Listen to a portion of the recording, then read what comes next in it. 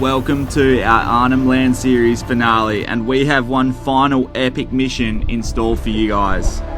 Right there. Oh. We fear for our gear's life as we tackle one of the hardest roads in Australia. Where's the track? I think it's through here. The actual battery went flat. I woke up this morning and the system was completely off, so... Watch this, ready? Just dangle my lure in here, in this little crack in the mangrove. And spoiler alert, our trip is cut short and we get chased out of East Arnhem Land.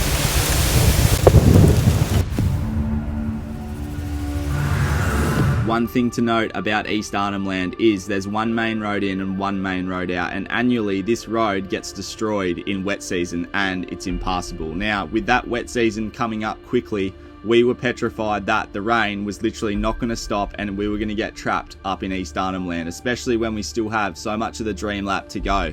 So we decided to start making our way back to the Stuart Highway, where we knew we could get out and back to civilization. So instead of trying to tackle the massive 700 kilometers of corrugations in one day, we decided to stop back in at a place that we knew that we were always welcome, and plus we wanted to stock the freezer up.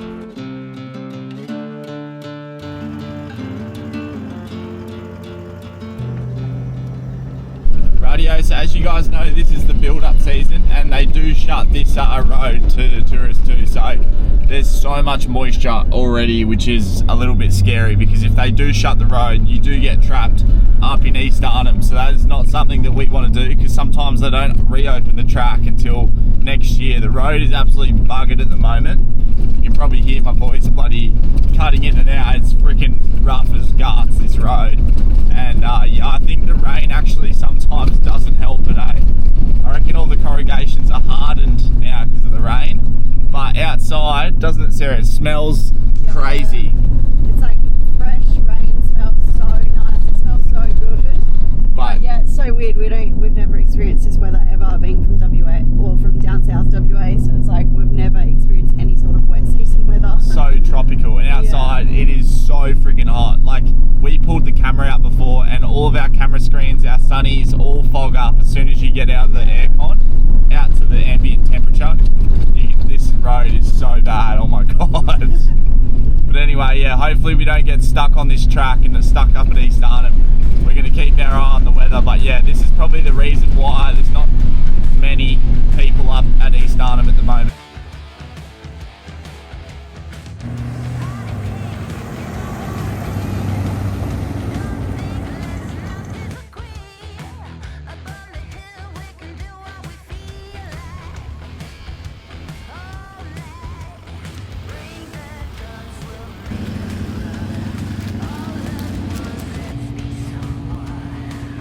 Puffy dingo. Oh, look at that.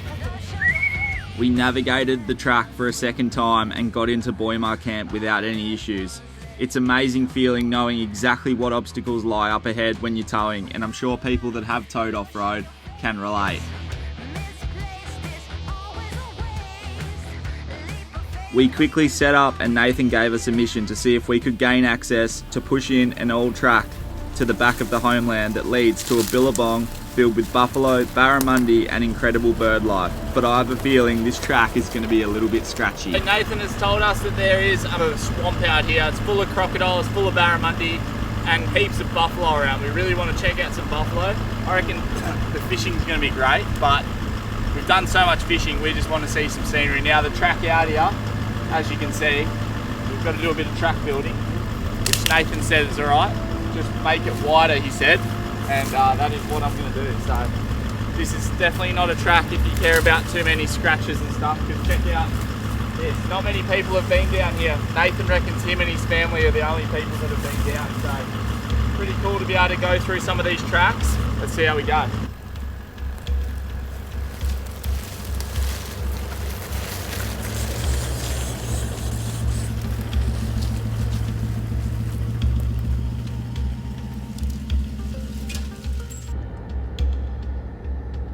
Track. Where's the track? I think it's through here somewhere.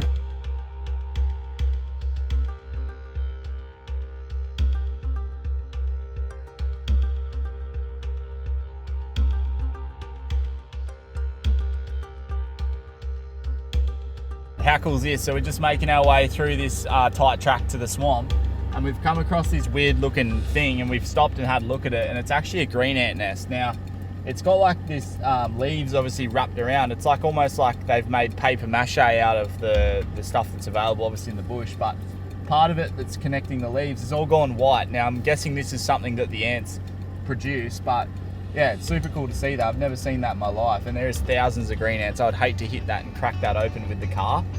I reckon it'd be infested within seconds, but yeah, super cool. I've never seen something like that.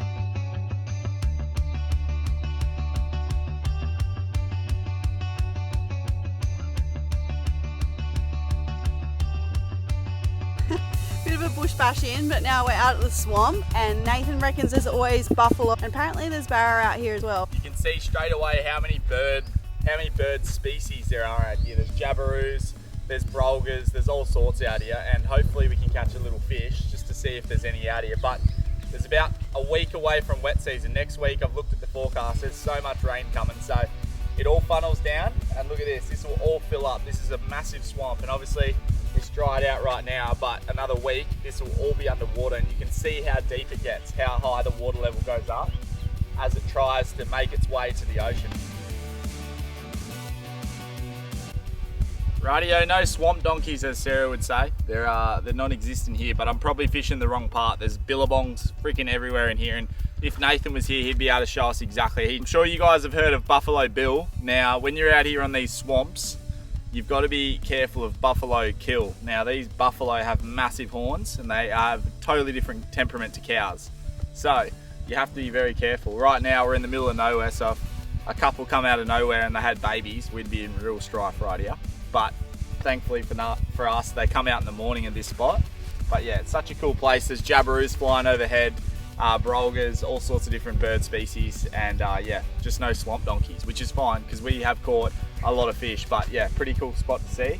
And like Nathan said, we are the first, well, one of the first of his non-family to non-blood family to be out here. So yeah, pretty cool, and we feel very blessed to do that. But the track, let me tell you, if you're scared of scratches, then probably not the track for you, to be honest with you. But we always say we've got all the gear, we might as well use it. So let's head back now, and fingers crossed we don't do any panel damage, because let me tell you, she's tight. Public warning. If you've been watching the news, you'll know that thieves have just worked out how to steal your car with technology. Whether it's a Ford, a Toyota, or Isuzu, a Nissan, doesn't matter. If it's parked and locked up anywhere, it is not safe. iThrottle have just developed a solution to that issue, and it is affordable, it is simple, and it is super easy. This is the iThrottle steering wheel lock. All you have to do is loop this device through your steering wheel like that, and then plug it into your factory seatbelt position, just like so. And now thieves literally cannot steal your car. It comes with 3 different keys, couple spares. You plug the keys in, and to disarm this, you just put it in and pull it out like that, like a cheap.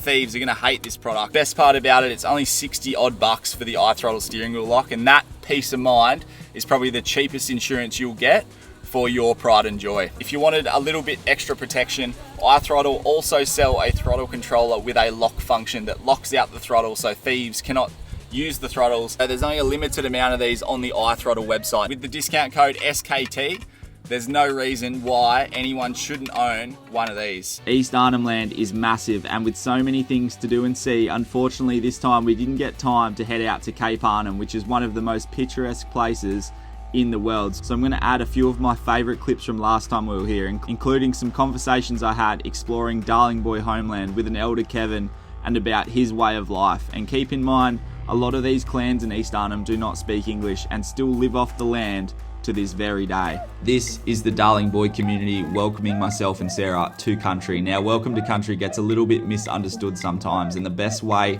to think of it is if you walked onto a farmer's land, his slice of Australia, and he says, "G'day mate, welcome to my farm." That is simply what these guys are doing right here, and they are wishing us a safe passage while we're on their private land. And this land is something that they have been farming and living off for a long time. Darling Boy and a lot of the communities in East Arnhem Land do not speak English and have very little to do with Western culture. And although we can't communicate well with words in English, we somehow communicate on a deeper level, and their way of living is simple. family comes first, they share everything and they live off the land, and maybe that's why they are so happy, always smiling, and they are some of the kindest people we have ever met and will literally give you the shirt off their back. Now this is pretty cool. I actually got the opportunity to sit down with Elder Kevin and cruise around his bush and talk a little bit about his way of life. Now Kevin is the best English speaker in the community, so yeah, to learn from this guy and cruise around the bush in our Landcruiser looking for your darkie, which is actually a didgeridoo tree. It was one of the coolest things that I've ever done. Now, to make it easier for you guys to understand at home, when Kevin says things like yo or ma, that means yes or he's agreeing with what I'm saying. That's why we call didgeridoo. You know spear, do you call them gidgee? Gara. Yara. Gara. Gara. Yeah. Because in WA we call them gidgees. Different languages, yeah. So you still do hunting around here? Yeah. Kangaroo, wallaby. Kangaroo, wallaby, emu. You get buffalo out here? Sometimes, yeah. Yeah. Pigs. Pigs. What's your favourite? Yeah, young ones. Calf. Yep. Yeah, calf one. Calf. Yeah. Sirloin steak. Yeah. Get bushmeat. Yeah. So the community doesn't eat anything from like the shops, but most of it's from the land. Yeah. So you are from Western Australia? Yeah, West Australia. South, yeah? Yeah. Down the bottom. Yeah. Yeah. So it's a lot colder, but we do get bush like this. Yeah. Not as many ferns and grass trees and stuff. But I do a lot of surfing and stuff. That's why all the surfboards and stuff are in the back. There's not much surfing up in Arnhem Land. Yeah, only just the Cape Arnhem, but yeah, surf. Yeah, surf. Yeah, Cape Arnhem. That's the best. Normally, local want to go there for surfing. Yeah. Some of. The crocodiles spooked me out a little bit, man. Yeah, that's main issues.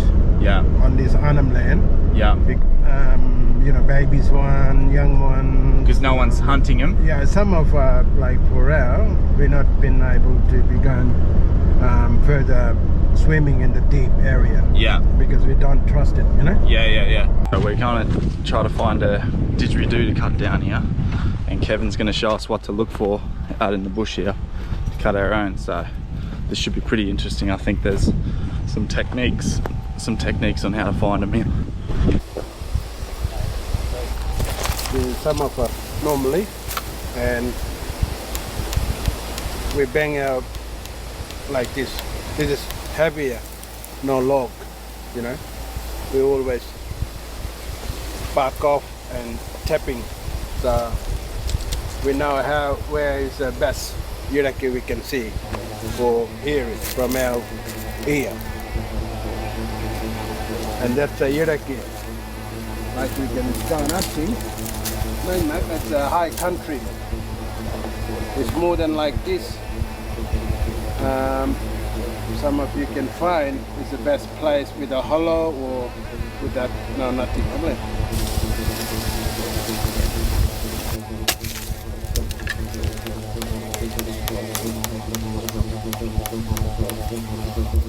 So we still haven't found the yuraki, but Kevin reckons we're getting close. They tried that one already? Yeah, already. A little bit. Yeah.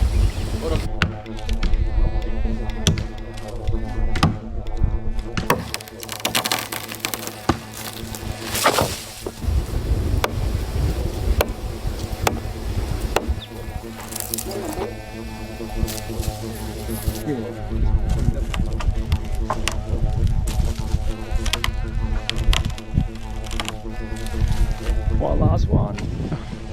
There he goes.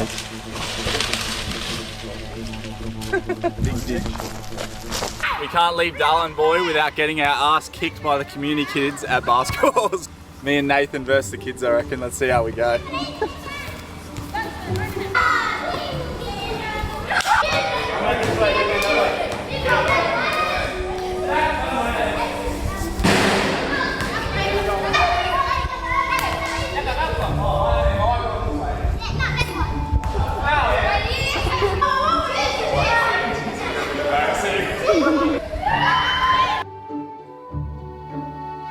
Four words for you. White men can't jump.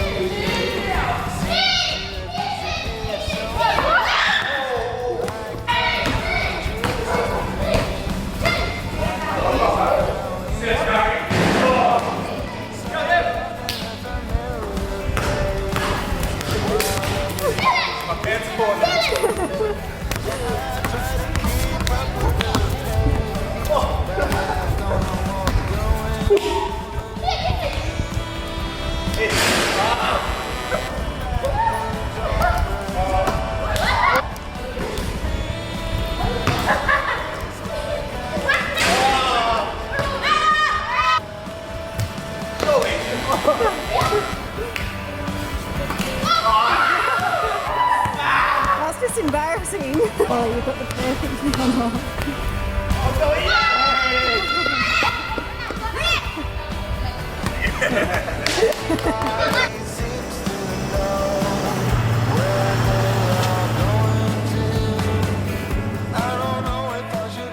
I tell you what, it is bloody hot, and we're talking sort of 8 a.m. in the morning, and it's already well over 35 degrees. So yeah, this is some heat that we've sort of not been exposed to, I don't think. But then again, we've never travelled in the build-up, if not the wet season. And next week there is some rain coming. I've been checking the forecast, because one thing's for damn sure, you don't want to get stuck up in Arnhem Land for wet season, especially when you've got a lot of travelling to do. Pretty important for us to be able to get out of Arnhem Land while the road's still open, and they do shut it during the wet season. So we've been keeping our eyes on the forecast, and yeah, there is a little bit of rain coming, but you wouldn't be able to tell. This morning, how's this? We had a sneaky little croc, a little female croc, probably 2-3 meters long, salty, come right up to the shoreline here. Now, one thing I did stuff up on yesterday, check this out by the way, how good's this? Caravan, right on the turquoise water. And one thing I have stuffed up on is I ran the car battery, the secondary battery in the car. We've got an iTech World 160 amp hour lithium battery. And because we have been parked, the actual battery went flat. I woke up this morning and the system was completely off. So I'm just running the car a bit now. Another mistake I've made is on my drawer systems where the solar input is, it's a red Anderson, and my new solar blanket's actually a grey, and I don't have another red one to change it over, or a grey. So that's another thing. I'll always be carrying Anderson plugs after today, because yeah, that's a bit of a stuff up. I always try to have as much gear as I physically can, but like I said, you just can't carry everything, so things like that happen. So I'm running the car for an hour or two, and we're going to charge that battery back up, keep them beers super cold, which is high on my priority list, especially in this heat. And there is a hive of activity, fish activity. You got big Queensland gropers in there, a lot of interesting species of fish, and hopefully we are chasing barramundi and also mangrove jacks. We ate some mangrove jack last night and it's absolutely delicious, and that and cold trout would have to be up there with my favorite fish to eat. But anyway, we've got the boat off, ready to go today. This lure has been really beneficial to have, and that is like a soft plastic, but it's got this treble on the bottom as a bit of a stinger, and like you can see, it's been absolutely tarnished. This is the same one we're flicking in the Gulf country up there and catching heaps of barra out of the stick. So if you can, get yourself some soft plastics with a stinger on the end, a treble, because it's going to make your hookup rate and land rate a lot higher, and you're not going to lose as many fish. But anyway, let's get the boat in, enough chit chat. Hopefully we can catch a fish. Like I said, we've been trying to eat what we catch this whole time, and so far we haven't cranked out the sausages yet, and we had steak sandwiches on the first night, so that's about it. We've been eating fish every single day. The omega-3s are rushing to my head, put it that way. My memory is increasing. All right, let's go barra fishing. Woo! 1, 2, 3, slide it.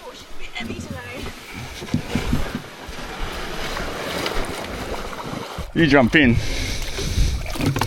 Alright, so we made a bit of a boo-boo the other night. We have had our mud crab pot in at the creek. We weren't really having much luck. Keelan was out the front and he saw this huge mud crab just swim by, and he wasn't quick enough to grab it, so we were like, stuff it, let's put the pot out the front. And then we went to bed and we forgot about it, and a croc or shark or something must have come in, grabbed the pot, and it's dragged it out to sea further. So we've put the drone up and we've spotted where it is, but I'm assuming it's probably going to be mangled and in no good condition. But yeah, can't believe it. Pretty shallow here, 0.2, so I've got the motor up, but if we can find this crab pot, it's going to be amazing. But yeah, I don't really want to have to get in the water for it, because there are, I'm glad like that we got the cheap one. There are crocs around, and I don't want to litter too, but I think I know where it is. It's on this reef line here. So I reckon a croc's grabbed it and accidentally got caught up or something and swam off with the fish that's trying to get the fish out of the crab pot. and it's been tangled on a bit of reef. So we're off on our last Arnhem Land fishing expedition mission. Now, the river system at Buymarr here is quite small, narrow, and not very long and deep. So we had found another system around the headland, about 30-minute drive from the campsite, that we wanted to explore, a much bigger system. And because the river is so much bigger, hopefully the fish are a lot bigger as well. The water is so clear here, you can literally see the barra following Sarah's lure right now. You see That's that? a mangrove jack. Oh, is it? That's what I want. Go. Oh. Oh, look at them coming out on it. They were barra. Oh, you're on. Barra. Oh no, jack. Well done. Good jack. Yes. Well done. Hold it up.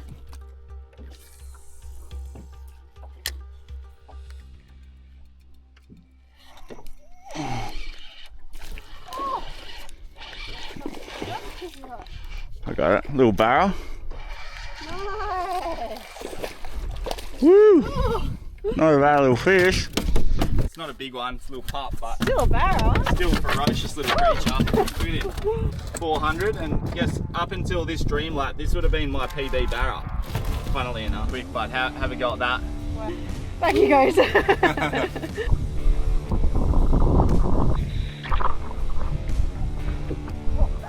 Right there. Oh! What do we got here? A little jackaroonie. No. Nice little jack.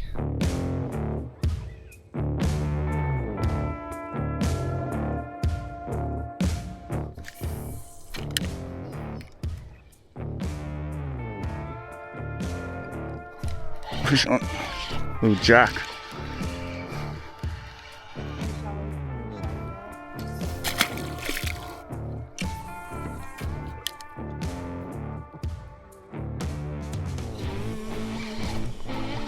Jack. Oh no. Oh, big sooty grunter.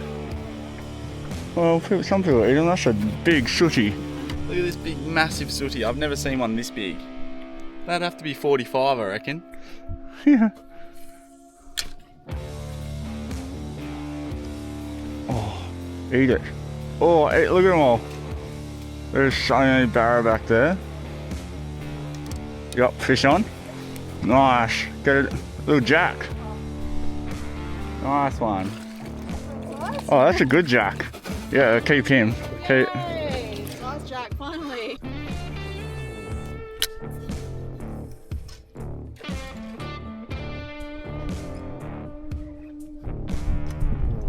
Fish on.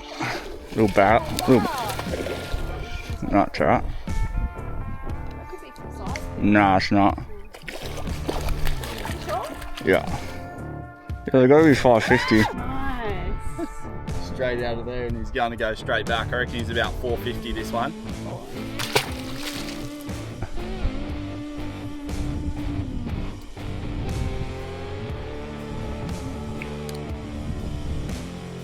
Oh, that was a good barra. I want that big one, I want a keeper.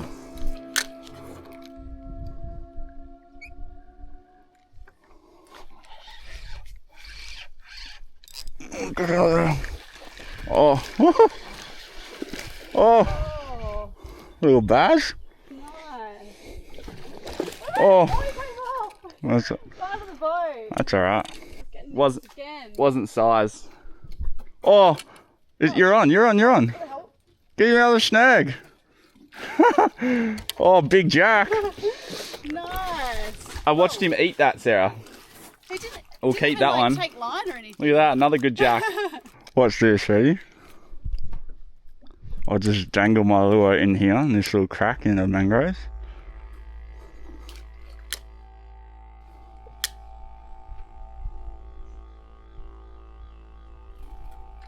Oh! Oh, around the motor.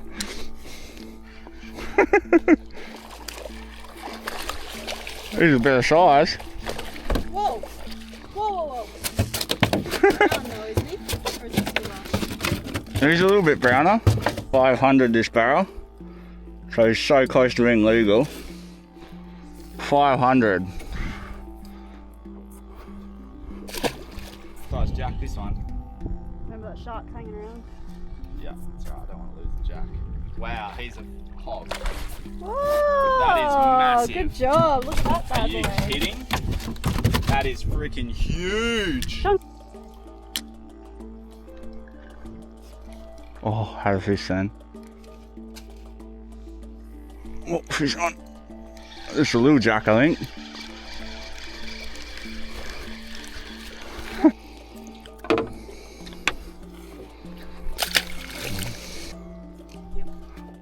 Oh, nice barrow. You're still on.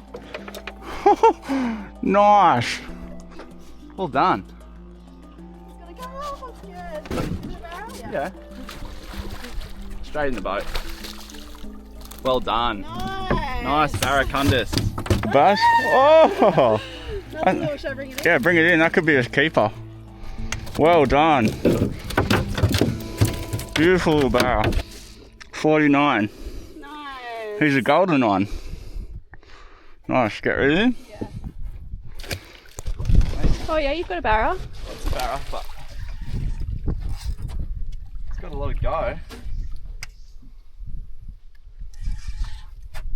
Woo. Ah, get out of it. Oh, the shark. He could be sized, Sarah. Friggin' feisty ass. Damn it, 520. So close. So close to a size barra.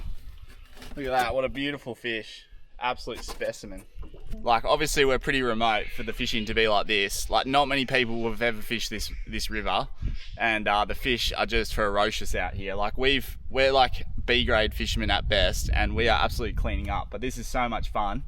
And yeah, it's almost like you got to call it and just start throwing all the fish back, because you'll bag out so bloody quick, you know. And we only take what we need as well. That's another thing we'll say. We're not the type of people to fill up the freezer and take it home with us. We sort of just like take what we need for, you know, like a week, and then, you know, just put the rest back. Still there?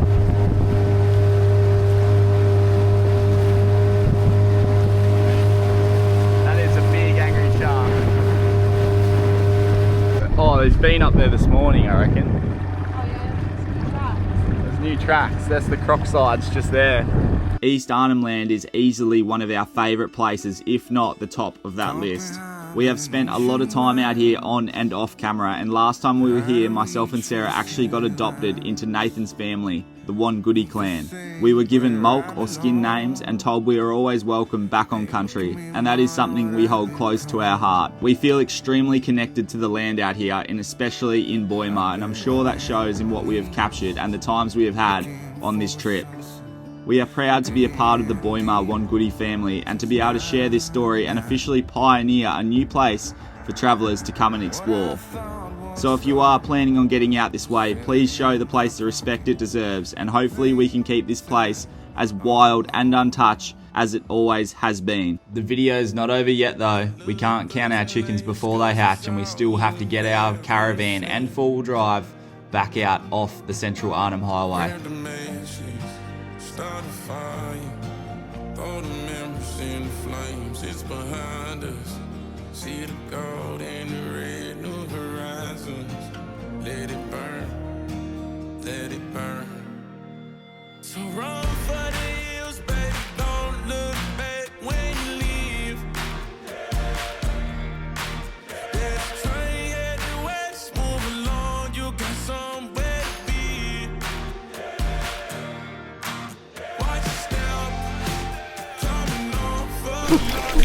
Oh.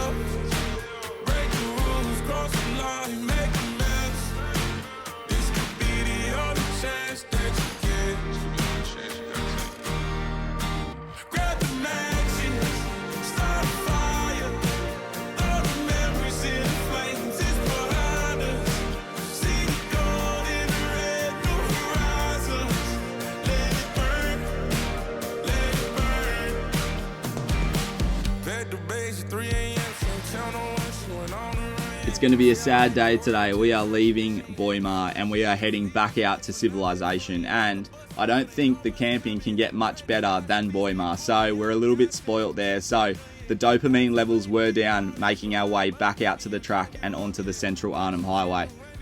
We had 600 kilometers still to go on this road, and we wanted to make it off by nightfall, but there was a serious issue and it was chasing up behind us.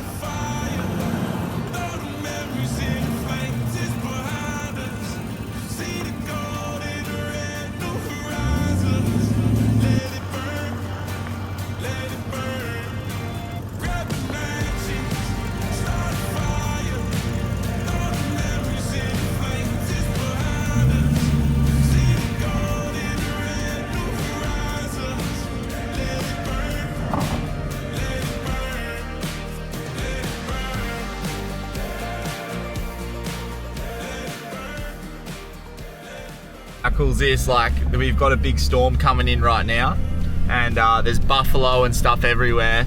The wet season or the build up is just crazy up here. Like, the humidity is absolutely insane. And look at these little buggers, eh? Little calves, little buffalo calves. I reckon they'd be all good chewing, eh? But bugger getting out of the car. Far out, this is chaos, guys. I just got out of the car just to film some buff in the storm. Oh, that was close, that lightning. Was it? That was right over our head. It is like 50 knots outside now, I'm not even joking. And it's gonna piss. We've only got like half an hour to drive, so hopefully we just drive out of this storm. Oh my God, and it is black and it's chasing us. Oh, it's almost like the wind has turned a little bit. Yeah. All the local people from the community seem to be going back to the community, so maybe that's a bit of a sign. But yeah, it's crazy scenes here. The wind outside is jacked up so high. And I said to Sarah, this is gonna get super nasty, super quick. Thunder. Holy crap. Look at that. Yeah. What the heck? It's pretty black.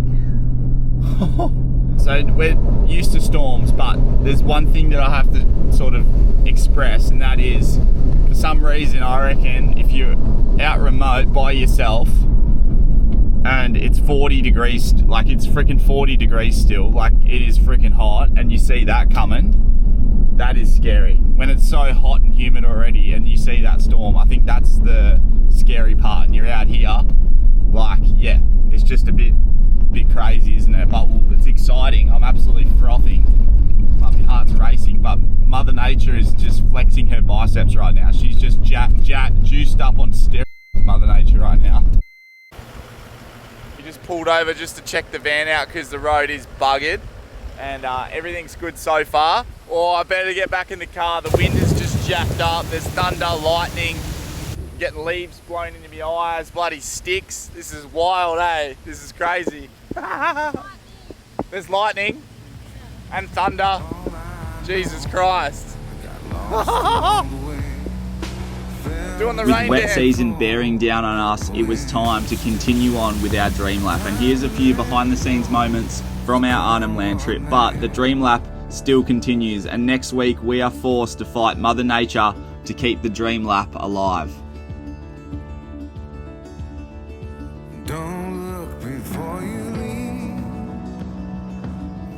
Just try not to fart mid-stroke, mate.